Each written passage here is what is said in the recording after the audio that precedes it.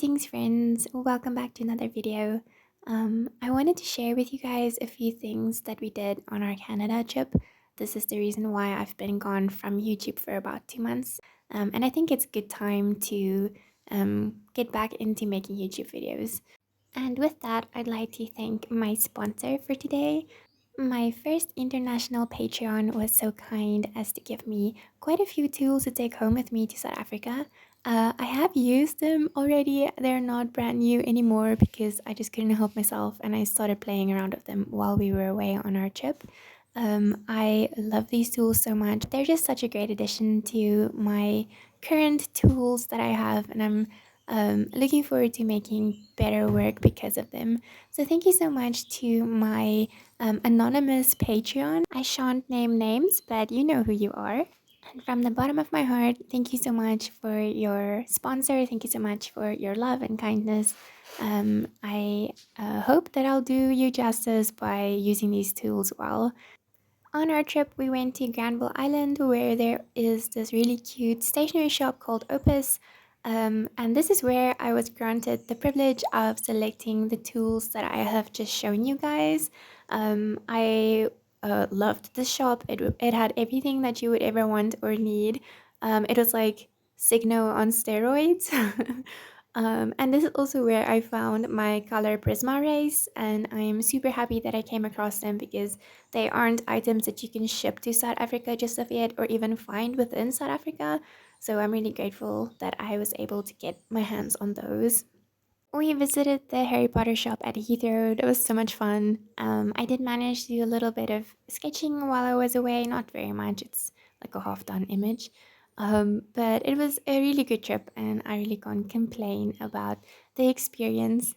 So here you guys see me using my new color race. I've been using it for my Inktober, and that is also why you've seen it shrink in size quite a bit. But no regrets. I don't think there's a point in having tools that you're too afraid to use. And I am therefore content to sacrifice my pencil on the altar of Inktober. Okay, so just a little note on the sketches that you see me showing you guys here. These are two pencil drawings that I did for the graphic novel that I'm busy with. I don't know if I can call it a graphic novel or if I should call it a comic. I think it might just fall under the comic genre. So I'm going to be inking both of these. I was trying to save a little bit of time by starting ahead of time. So I've done, I think I did like a week ahead of time so that I wouldn't feel stressed out once the month started. And things always get busy when you're busy with Inktober. That's just always the case. I don't think there's ever going to be a good time to do a month challenge and kind of just have enough time to do it throughout the entire month. I just don't think that's how life works. So it's good to kind of prep beforehand, and I found it to be extremely useful. As of recording this video, we are on day 20. So I've managed to stick to each day. But I have found it to be quite challenging, especially on the busy days. And if I kind of ran out of my head start, I tried to build up a little bit of time for myself by doing a few extra sketches. I've kind of resorted to doing a one pager that is filled up with a few different prompts, but then I'll only share parts of the page per day until I've been caught up and I have to redraw or draw the next page. So I found that to be kind of nice. It was a little bit it saves you a lot more time. Imagine having to draw an entire page out of your comic book every single day. I think that would be an excellent practice, but I just can't keep up with that time frame. And I mean, like some days you just kind of don't feel like you want to draw, or the prompt is not as inspiring, so you kind of have to push through. And having a little bit of extra time is really helpful in that regard. So as you guys can see, I decided to do an entire story based off of each of the individual prompts.